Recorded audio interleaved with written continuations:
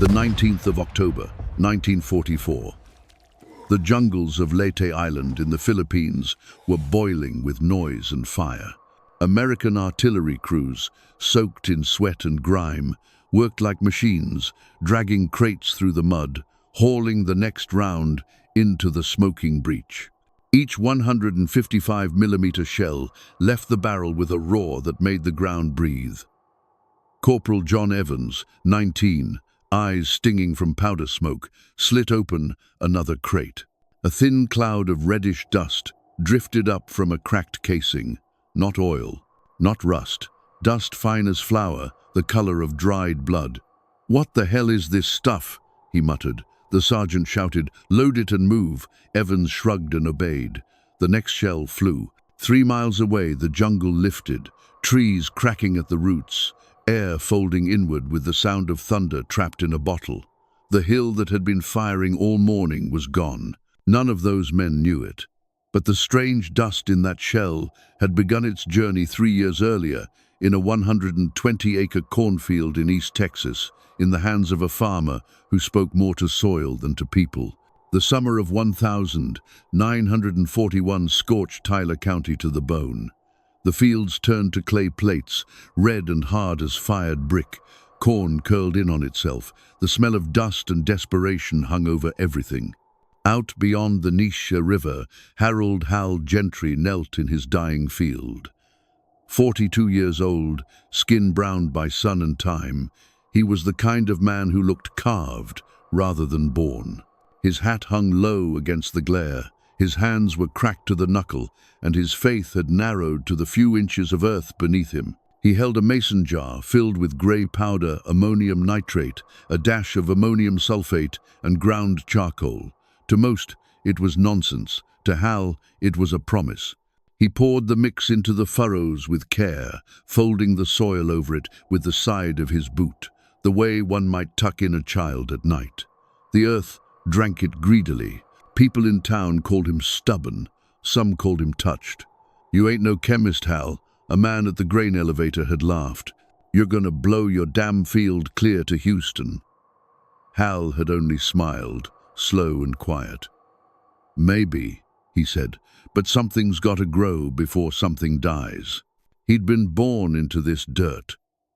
The 15th of August, 1908, Tyler County, the piney woods, the cicadas, the smell of resin from the longleaf pines.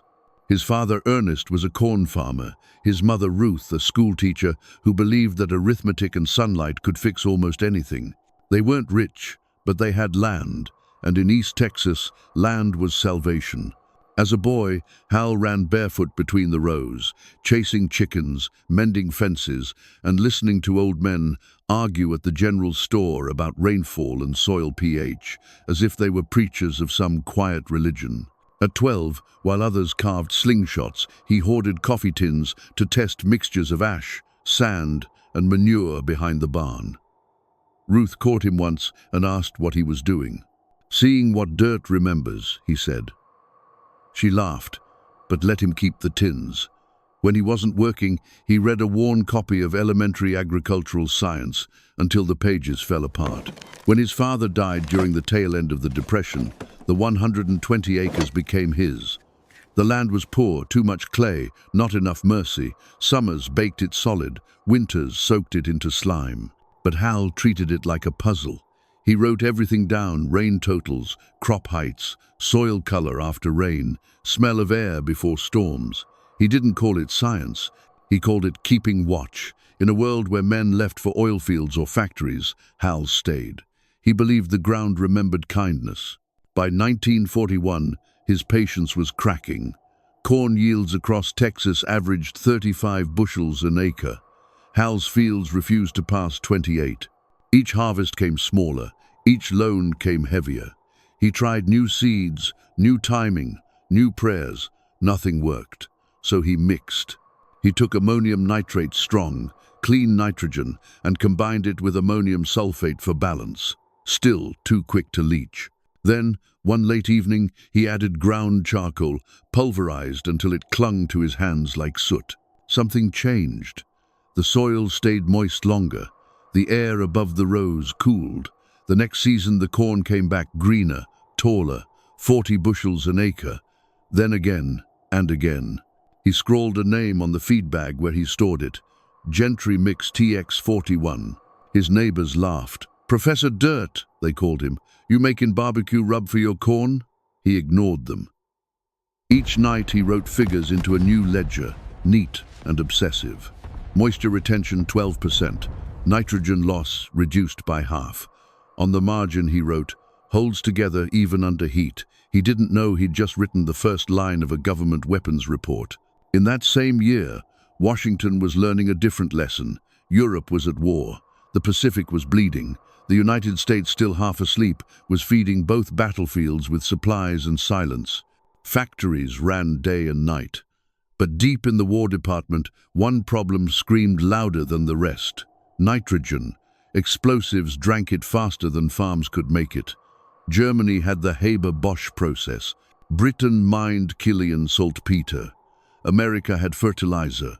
So when a field agent from the Department of Agriculture mailed in a routine note, "Local farmer experimenting with ammonium compounds, yields improved, compound unusually stable," someone circled it in red. A memo moved up the chain. A new file was opened. Project Green Grain, agricultural variant. Meanwhile, Hal kept working. The mix smelled faintly of smoke and hope. He spread it by hand before dawn, watching the sun rise over his rows like a slow redemption. He believed he was saving his soil. He didn't know that, under the right conditions, his compound could level a building. By autumn, the war reached even quiet towns. Ration cards appeared. Posters showed soldiers marching and women riveting steel. Tyler County men enlisted or disappeared into the shipyards at Beaumont. Hal stayed. The corn needed tending. Then the letter came. It arrived on the 5th of March, 1942, in a plain brown envelope stamped "Official Business, War Production Board." Inside, a single page typed in stiff government prose. "Your compound has properties of interest to national defense research. Please report to Washington, D.C. for consultation." Hal read it 3 times. The words meant little, but the weight of them did. He placed the letter beside his coffee cup, next to a half-eaten piece of cornbread, and stared at it until dusk. He wasn't sure if it was opportunity or trouble knocking. Maybe both. 2 weeks later, he packed one suitcase, a notebook of field data, and his only wool coat. He boarded the train in Lufkin before dawn. The whistle cut through the fog like a blade. He'd never been out of Texas. Through the window, he watched the red clay give way to pine, then swamp, then the dark sprawl of the Mississippi. He slept little, his hands twitching, as if still turning soil. He didn't know that somewhere, in a laboratory he'd never see, men were already grinding his formula finer, heating it, testing its burn. He didn't know that his notebook of rainfall and crop notes would soon be copied, stamped confidential, and locked behind steel doors. What he did know, what he could feel even through the train's rattle, was that the world had changed shape.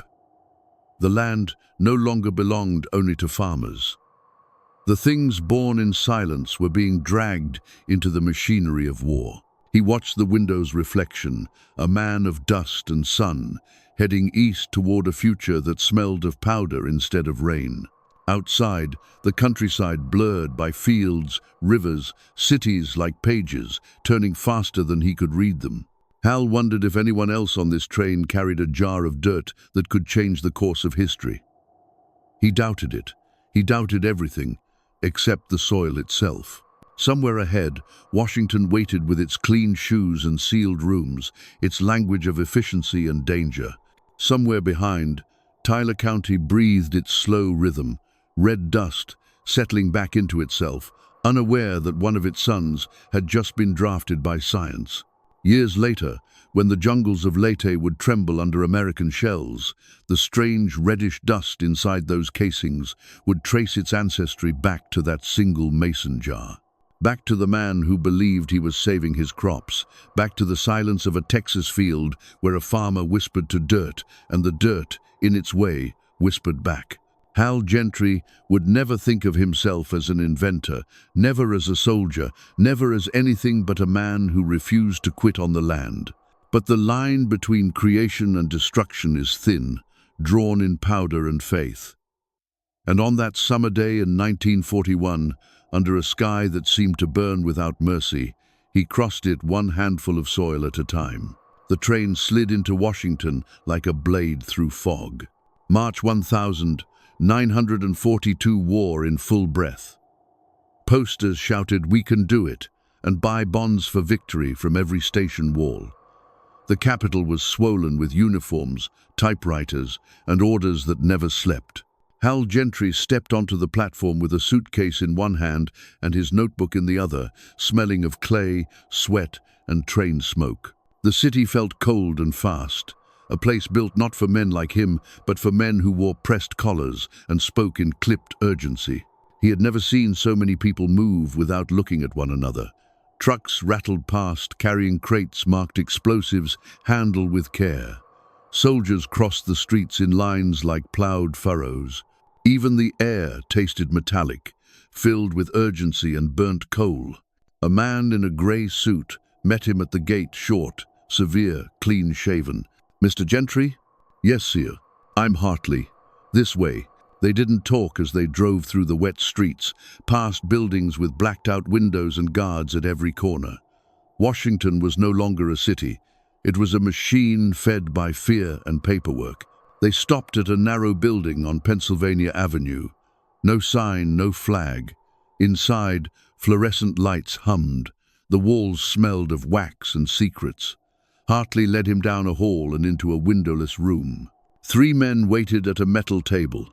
One wore a lab coat, one wore military brass, and one, the quietest, had the posture of someone used to making decisions that never left the room. "Sit down, Mr. Gentry," said the officer. "We've read your reports." Hal Saturday, his hands left small red smudges of Texas dust on the table. They asked questions fast and flat. "How did you mix it? Why charcoal? How fine was it ground? What results did you measure?" He answered as he always did, honestly, plainly. He spoke about soil that wouldn't hold water, about nitrogen leaching away, about his wish to make the earth breathe again. Then came the question that didn't belong in a room about farming. The officer leaned forward. "Mr. Gentry, are you aware that your formula, with slight modification, meets the density and energy thresholds for use in military ordnance?" Hal blinked. "Sir, I just wanted my corn to grow." The men exchanged a look, half amusement, half calculation. Hartley pushed a folder toward him. Inside was a typed document. Non-Disclosure Agreement, National Defense Act, 1940. Beneath it, a contract. Compensation, minimal. Purpose, classified. "Sign here," Hartley said softly. "You'll remain on your farm. Officially, nothing changes. Unofficially, you'll be part of something important." Hal hesitated. His signature looked small on the paper, as if it belonged to someone else. The next morning, he was taken to a facility in Maryland, the Aberdeen Proving Ground. The sky there was the color of lead. Long warehouses lined the river, and inside, the smell of metal and oil drowned everything human. He was shown to a testing bay where men in goggles packed gray powder into steel casings. Each movement was deliberate, reverent. When the detonator fired, the sound rolled across the field like thunder on a leash. One of the chemists, thin as wire, turned to him and said, "Your mix burns cleaner than any booster we've tested. No residue, steady compression. How the hell did you figure that out?" Hal shrugged. "Didn't figure. Just listened to the dirt." That answer made them laugh, but not cruelly. It was the kind of laugh that hides respect. By nightfall, the test reports read, "Stable under 140 degrees Fahrenheit, consistent ignition, low volatility, high transfer yield." They gave it a code name, Green Grain TX-41. Back in Texas, the land changed again. Bulldozers carved through the pine woods near the town of Karnak. Locals thought they were building another oil refinery. They were wrong. What rose there over the summer of 1942 was a city of fences and smoked the Longhorn Army ammunition plant. 8,000 acres of war behind barbed wire, its official purpose, to produce TNT, its real one, to find a way to stretch it further. Hal Gentry's formula became a footnote in its birth certificate. The engineers there didn't call it fertilizer, they called it booster compound variant C. It would sit between the detonator and the TNT, amplifying a spark into a storm. He received letters from Washington, always the same.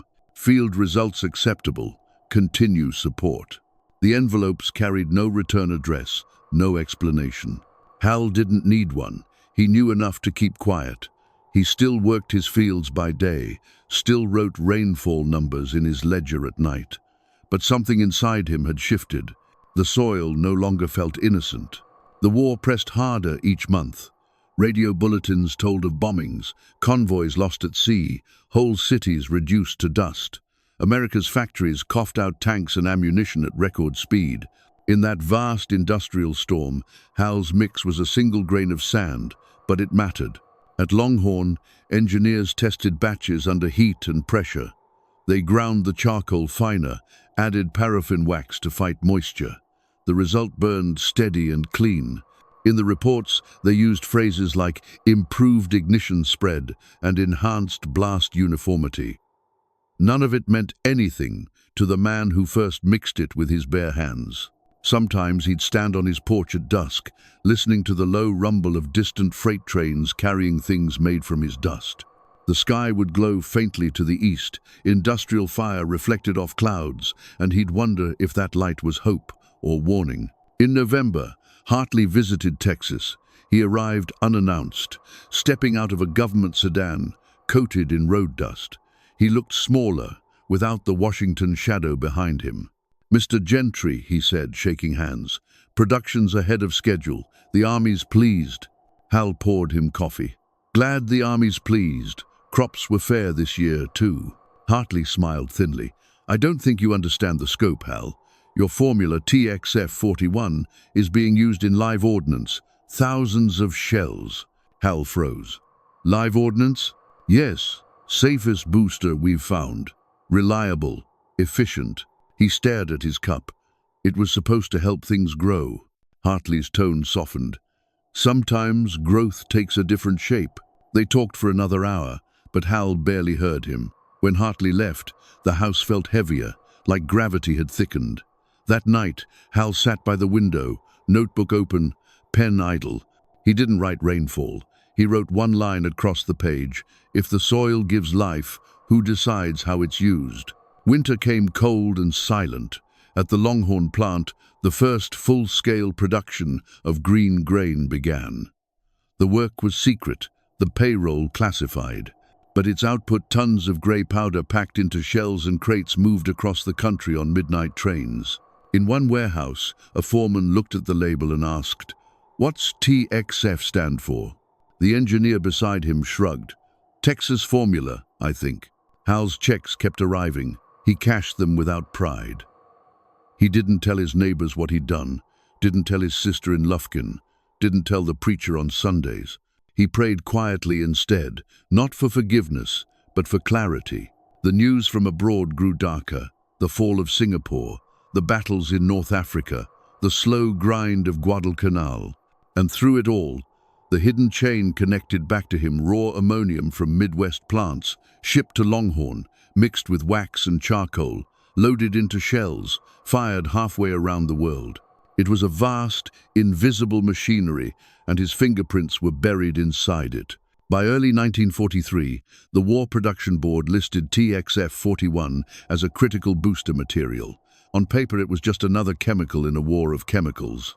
But to the men who tested it, it was something new, a material born not from laboratories, but from dirt and desperation. They started calling it the Farmer's Fire. Hal never heard the nickname. He was back in Tyler County, feeding his mule, checking the color of the soil after rain. Yet even there, under the cicadas, he could feel the world's pulse.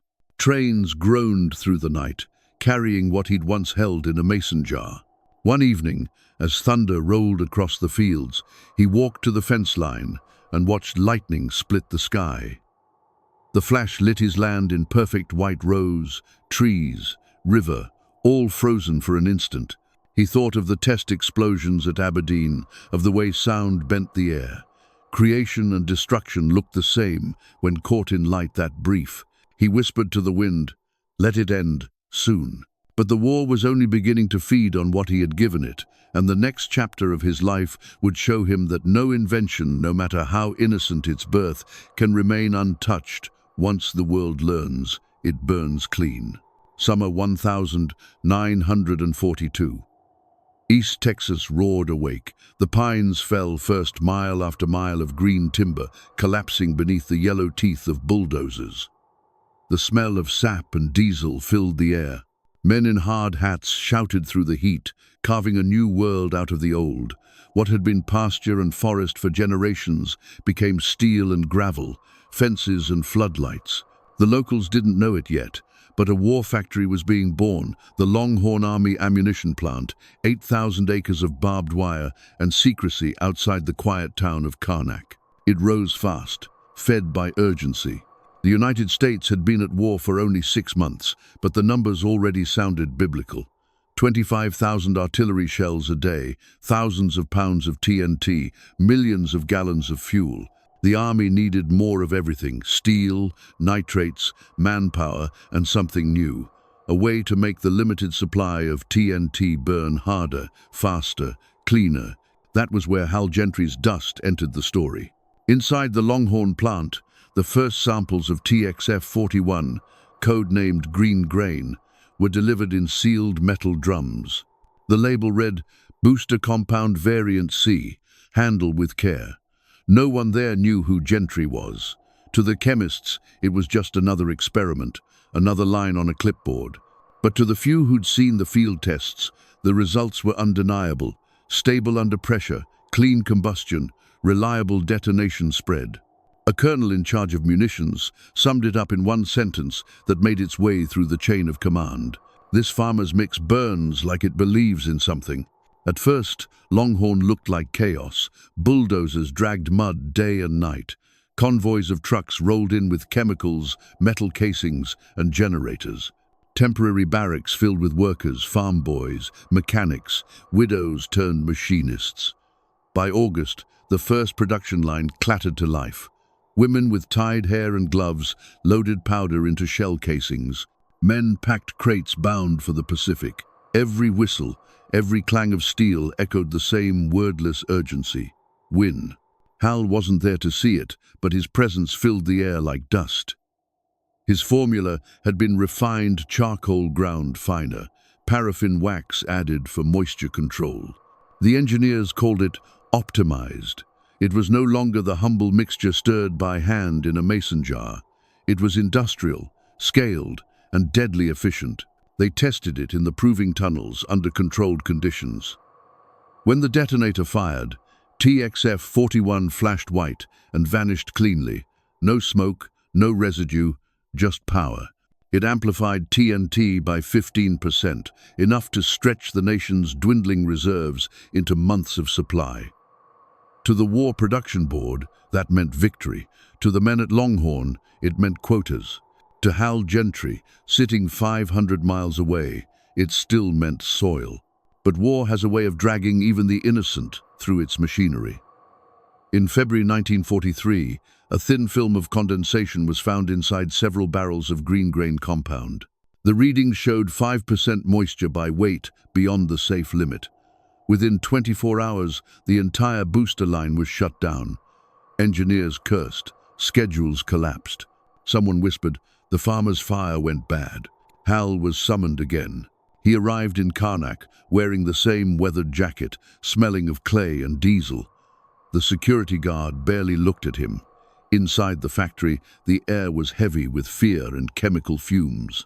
He was led through corridors of pipes and tanks to a concrete room filled with men in lab coats. A technician lifted a sample of the damp powder. "It's clumping," he said flatly. "Unstable." Hal asked to see the storage logs. They handed him pages of numbers. He read them like scripture. Then he saw it. The failed batches had all been stored in the same warehouse wing, the only one without working dehumidifiers. He looked up, calm and certain. You can't blame the dough if the oven's leaking. The room went silent. Within an hour, the barrels were moved. Within a week, the line was running again. TX-41 was cleared for use, but the scar remained. To some officials, the incident proved that trusting a farmer's formula was a mistake. To others, it proved the opposite, that the man understood his creation better than the scientists did. Hal didn't stay to hear which side won. He boarded the night train back to Tyler County, his reflection flickering in the glass, a ghost divided between two worlds, one of dirt and one of fire. By spring, production tripled. Green grain became an invisible artery in the Allied war machine. Tens of thousands of shells left the Longhorn plant each week, bound for ships on the Gulf Coast. The train manifests were marked only with letters and numbers: TXF-41, Booster Class C, Lot 17. No one outside a handful of officers knew what those codes meant. The secrecy was suffocating but necessary. Explosions didn't need publicity. To the townspeople of Karnak, the plant was both miracle and monster. It brought jobs, but it brought fear. Windows rattled from distant tests. Rumors spread about chemicals in the river. Mothers warned their children not to play near the fences, but every Friday, when pay envelopes were handed out, they said nothing more. Inside, the work never stopped. Conveyor belts clanked, assembly lines thrummed. The smell of hot metal and nitrate clung to skin and hair. A single spark could have ended it all, but discipline ruled. Workers followed every rule, every ritual, because mistakes in that place didn't mean reprimands, they meant funerals. Then came the explosion that almost erased the farmer's fire from history. March 1943, loading station 4. It began with a sound like a dropped wrench, small, forgettable. Then a flash, then thunder. Not a full detonation, but a violent deflagration that ripped through the floor. 3 workers were thrown to the ground. 2 survived. 1 didn't. The plant shut down for 48 hours. Investigators swarmed. The cause, they said, was static discharge from a metal tool. But when word leaked that the shell involved had been packed with TXF-41, suspicion spread like smoke. Some wanted the formula scrapped. Others said it had nothing to do with the compound. Hal heard about it in a telegram. Incident at Longhorn. Investigation ongoing. He read it 3 times, then sat on his porch until the cigarette burned down to his fingers. He didn't sleep that night. He wrote a letter to the plant manager by hand. If you think the mix isn't safe, stop using it. I didn't make this to hurt anyone. 3 days later, the reply came. Typed in official language. Issue procedural, not chemical. Production resumes. Your contribution remains valuable. Hal folded the paper and tucked it into his ledger beside the rainfall notes. He went back to work. He had no medals to chase, no speeches to give, only the quiet task of keeping his soil alive. But inside, something had shifted. Every time he touched the earth now, he wondered what else it could become when men were desperate enough. Meanwhile, the war machine swallowed his silence whole. By late 1943, green grain boosters were in wide circulation, packed into 105mm and 155mm shells, used across the Pacific and in North Africa. Field reports described their performance as consistent and superior. The War Production Board logged them as essential ordnance material. No one ever wrote the name Gentry beside it. Inside Longhorn, a new nickname spread, half joke, half reverence. They called TXF-41 the farmer's fire. It was simple, pure, and unstoppable. One supervisor once muttered, "Hell, the man probably just wanted greener corn." Another answered, "Yeah, but what he made burns cleaner than prayer." By winter, Hal's world had narrowed again to the rhythm of seasons. The corn grew high that year, taller than he remembered. He still recorded everything: dates, moisture, wind direction, but sometimes his pen hesitated. Each number now felt like a weight. He listened to the radio at night. Allied landings successful. Heavy bombardment reported. Japanese defenses crumbling. The words sounded distant, unreal, until he pictured what powered those bombardments, the shells filled with a trace of his soil. Then it was too real. He switched the radio off and sat in the dark. Out across the plains, the night trains rolled heavy with ammunition, the metal wheels screaming like ghosts. Somewhere on those trains, in crates marked TX-41, the dust of Texas rode toward the sea. That December, a letter from Washington arrived. Your formula continues to perform above expectation. Field implementation to expand. Remain available for consultation. Hal stared at it for a long time. He felt no pride, only the strange, cold awareness that something he'd made with kindness had become a weapon of precision. He folded the paper and tucked it away beside the others. The next morning, he walked his land. Frost covered the rows, glittering like silver powder. He knelt, picked up a handful, and let it run through his fingers. It looked like the dust he'd seen at Aberdeen. For a moment he couldn't tell them apart, the dirt of life and the dust of war. He whispered, "Stay good." The wind carried it away. The war would soon reach its turning point in the Pacific, and when it did, the farmers' fire would burn brighter than ever. But for now, in the stillness before the storm, Hal stood between two worlds, one rooted in soil, one forged in steel, and both called his name, the 20th of October 1944. Before dawn, the sea around Leyte throbbed under a low ceiling of smoke and rain. Battleships crouched like dark mountains offshore, their gun barrels already aimed at the coast. The invasion of the Philippines, MacArthur's long-promised return, was seconds away. On the decks, men moved in silence, boots scraping steel, hearts beating to the same rhythm as the engines below. When the order came, "Commence bombardment," the horizon split open. Light and thunder arrived together. A wall of sound rolled inland, flattening the jungle. Palms snapped, sand turned liquid, and the sky itself seemed to shake. Dozens of 155mm shells screamed toward the shoreline. Each was packed with TNT and a small booster charge, labeled TX-41 Booster Class C. Inside that booster was a trace of Texas soil, ground charcoal, and a farmer's stubborn faith. The first salvo hit Red Beach. The hillside folded in half. Japanese bunkers, carved deep into volcanic rock, simply ceased to exist. Observers on the USS Tennessee wrote later, "The ground lifted under us like a living thing. The air pushed instead of burned." For 40 minutes, the Navy's guns kept firing, and each impact shook the island until even the birds fled. When the smoke cleared, the line of fortifications was gone. No one on that beach knew the name Harold Gentry. They only knew the sound, a deeper, cleaner thunder that left nothing standing. Thousands of miles away, in East Texas, dawn rose pale over Gentry's cornfield. The air smelled of frost and burnt wood.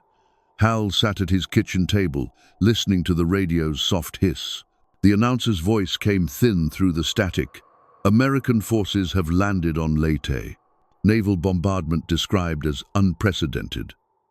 The words were heavy, half drowned by interference, but something inside him caught on the phrase, unprecedented.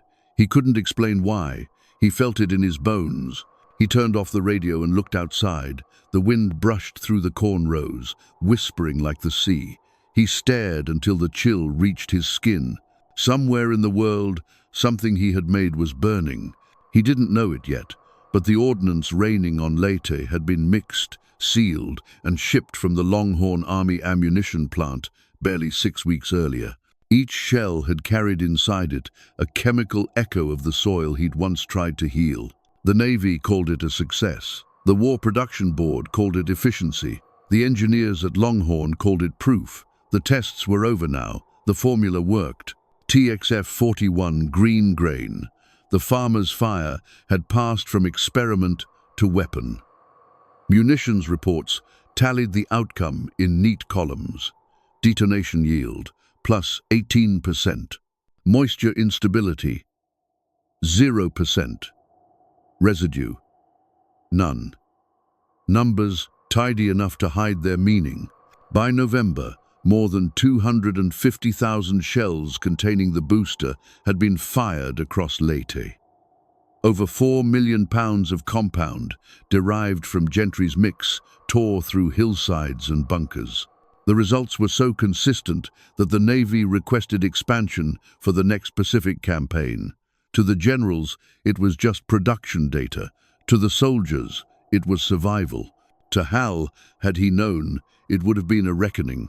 Captured Japanese reports later noted a strange pattern.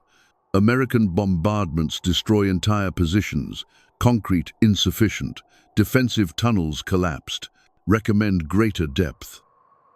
The enemy didn't know it, but they had met the power of a farmer's invention. At night, Hal sat on his porch, his coffee growing cold. He didn't celebrate the victories on the radio the way others did. He listened, yes, but there was no triumph in his face, only a kind of stunned quiet. The announcers spoke of heroism and progress, but Hal thought of heat, of dust, of fire consuming the jungle. He thought of what it meant for the soil to turn against life. Once, as the cicadas droned in the distance, he whispered to himself, "It's still just dirt." But even he didn't believe it anymore. Letters from Washington still arrived, stamped official business. They were shorter now, more mechanical. Field results confirm reliability. Continue agricultural cover. No names, no signatures, just numbers and orders. He kept them all in a box with his field journals. Between the pages that recorded rainfall and nitrogen ratios, there were now documents marked confidential. His handwriting and government ink lived side by side. Faith and fear bound together. Across the Pacific, the war swallowed everything. The invasion of Leyte became one of the largest amphibious operations in history. 700 ships, 200,000 men, 13 million rounds of ammunition. The battle stretched for weeks. When MacArthur waded ashore through the surf, reporters wrote that it was like prophecy fulfilled. But the real prophecy was buried in the soil, in the unseen dust that had traveled from a Texas farm to a Filipino beach. Sergeant Victor Duca of the 96th Infantry wrote in his field diary, "When the shells hit, the ground lifted like it wanted to leave. It didn't explode, it pushed. You could feel it in your ribs." That entry would survive the war. So would a memo from an ordnance officer aboard the Tennessee. Suspect new booster compound, responsible for uniform blast spread. Further testing recommended. They didn't know whose formula it was. They only knew it worked better than anything before it. By Christmas of 1944, Hal's life had folded into routine again.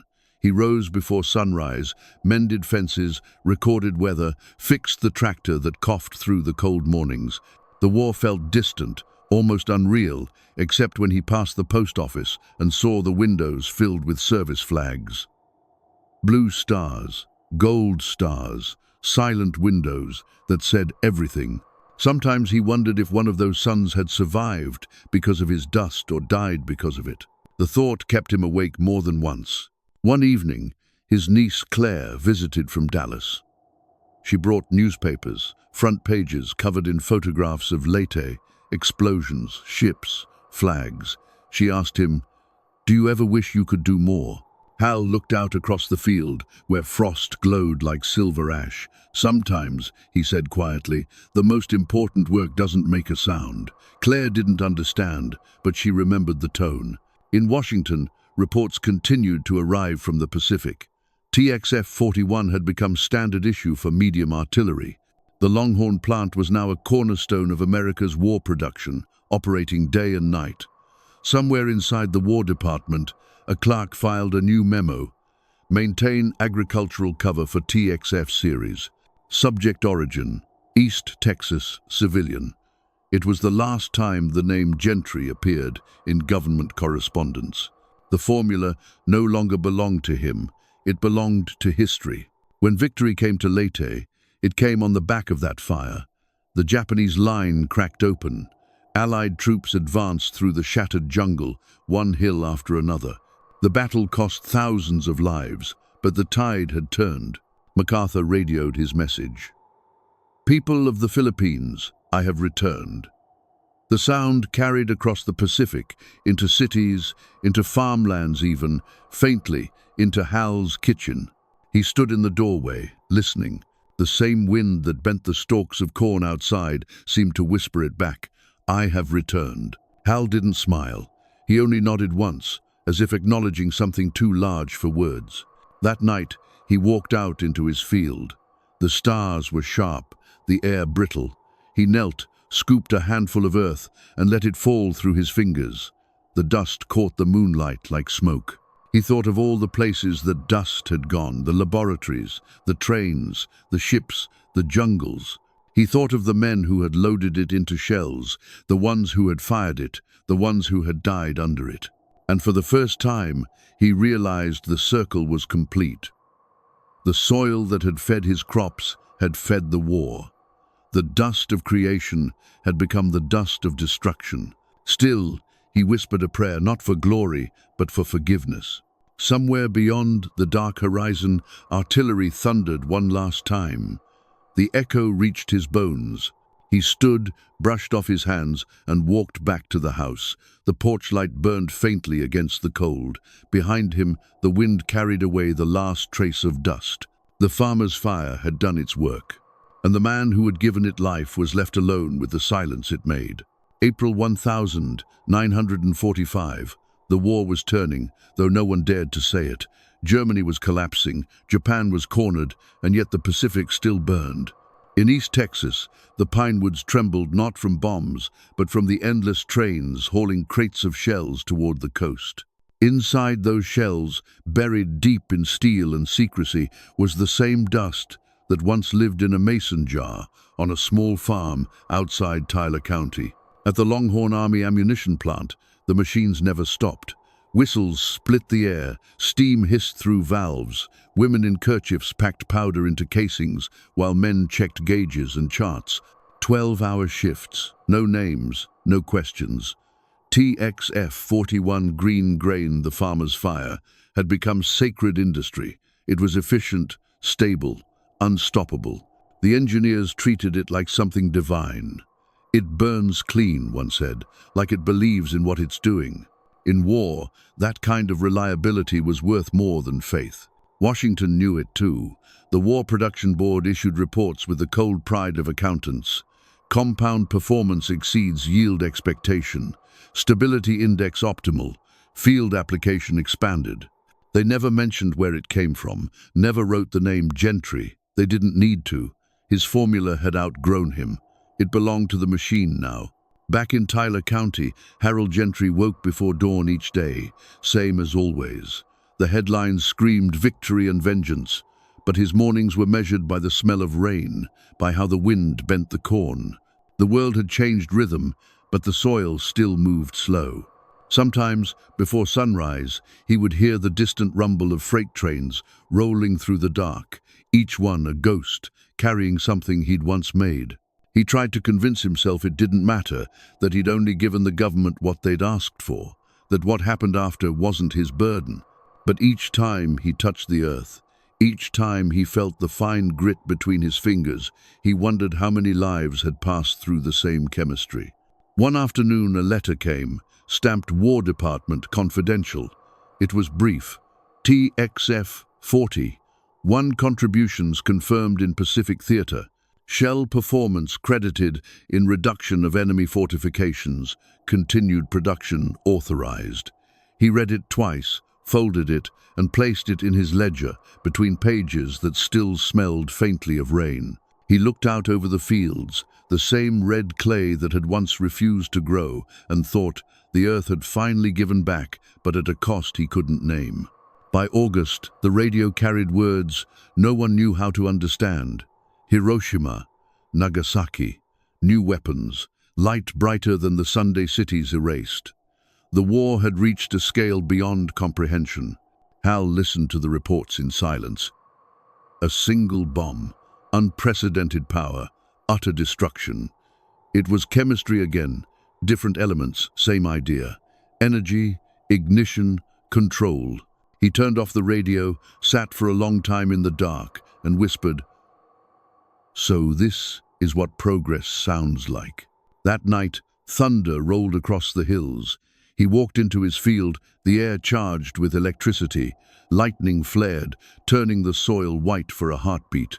The flash looked like those test blasts in Maryland, the blinding fire, the sound that split the sky.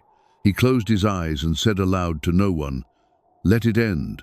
2 days later, the news came. Japan had surrendered. The war was over. Hal stood on his porch as church bells rang in every direction, as horns blared from trucks on the road, as neighbors shouted and embraced. He didn't join them. He only stood there, hands in his pockets, listening. The sound of victory didn't reach him. He was thinking of the silence that would follow. When the soldiers came home, the country exploded in color.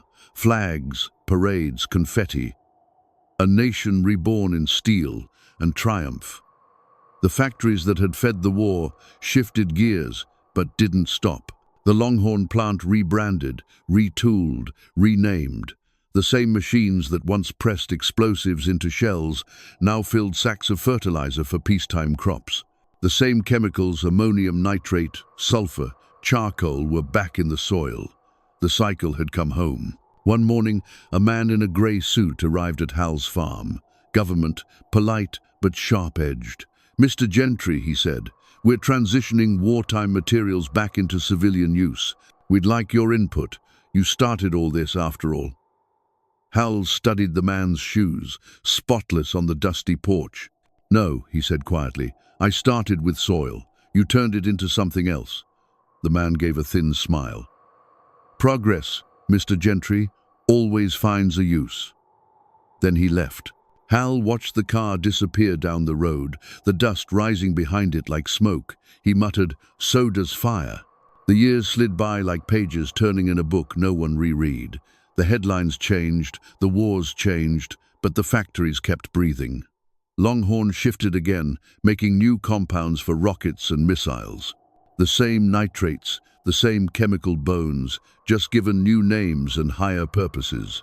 Hal grew older, his hair silvering, his back bending from decades of work. Yet he never stopped writing. His ledgers grew thick with the same small, deliberate notes. Soil acidity moderate, yield improved, purpose, renewal. In 1957, one entry broke from routine. It read, "All creation holds its shadow." He was right. That same year, America's rockets reached higher than ever. Some of the propellants they used had evolved from the old TX-41 lineage, a mixture born from war, refined for space. Dust turned into flame again, this time aimed at the heavens. Hal never knew it, but his formula's descendants helped shape the next frontier. In 1965, a local journalist found him. A young man chasing forgotten war stories, he'd stumbled across a declassified report from the War Production Board. Civilian fertilizer variant TX-41 origin, Tyler County, Texas. He drove out and found Hal mending a fence, slow and steady. "Mr. Gentry," he said, "I'm writing about Project Green Grain." Hal squinted. "That what they're calling it now?"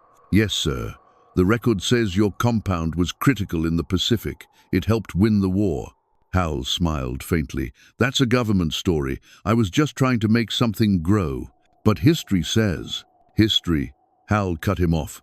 "Don't plow fields." The reporter looked embarrassed. "Then what should I write?" Hal leaned on the fence post, eyes on the horizon. "Write that dirt remembers what we forget." The reporter printed the story. It ran on page 11, under the classifieds. A week later, nobody remembered it. Hal died in the spring of 1971, quietly in his sleep. The obituary in the Tyler County Ledger was simple. Harold Gentry, farmer, fertilizer expert, man of quiet faith. It said nothing of war or invention, of Longhorn or Leyte. It didn't need to. The soil already remembered. After his funeral, his niece Claire sorted through his things. She found the ledgers stacked in the old cedar chest, pages yellowed and soft. Between the rainfall charts and crop notes were the government letters, the contracts, the memos, the telegrams. She turned one over and saw his handwriting in the margin. the last note he ever made. The soil remembers everything. Claire didn't understand it then. Years later, when she read the newly declassified archives of the War Production Board, she finally did. She found his name buried in footnotes, beneath technical reports, the phrase origin, civilian compound beside it. She realized that her uncle had carried the weight of a war he never fought, a secret that no medal could redeem. She donated the ledgers to the local museum. They placed them under glass, beside a photograph of a young man holding a jar of grey dust. The caption read, "Harold Gentry, the farmer who fed the fire." Visitors passed by without knowing what they were looking at. Just another relic, another quiet artifact from a loud century. But the curators said that, in the mornings, when the sunlight hit the glass just right, the dust inside the photograph shimmered faintly as if the soil still breathed. Now, the Longhorn Army ammunition plant is gone, the buildings torn down, the barbed wire rusted away, the ground reclaimed by pine and moss. The wind carries the smell of rain again. If you walk there at dawn, you can still see the old concrete foundations, half swallowed by grass. The earth has covered its scars, but the memory lingers. Sometimes the air still holds that faint, metallic tang, a trace of ammonia, a whisper of smoke. It's as if the soil is exhaling after a long, terrible dream. The dust has settled, but it remembers. The story of Hal Gentry is not about glory, it's about consequence, about how invention, born of hunger and hope, can cross the line between salvation and destruction without meaning to. It's about the quiet men history forgets, the ones whose work ripples farther than they ever see. He was a farmer who mixed dust to make things grow, and the world used that dust to make fire. But perhaps the truest thing he ever created wasn't the compound, it was the lesson, that progress always carries its shadow, that the same soil that feeds us can, in the wrong hands, burn us. That every act of creation deserves a prayer, because the earth never forgets what we give it. And somewhere beneath the pine trees of East Texas, beneath layers of ash and time, the ground still holds the faint trace of that grey powder, the dust that began in faith, the dust that fed a war, the dust that outlived its maker. It waits, silent, breathing, patient, because the soil remembers everything.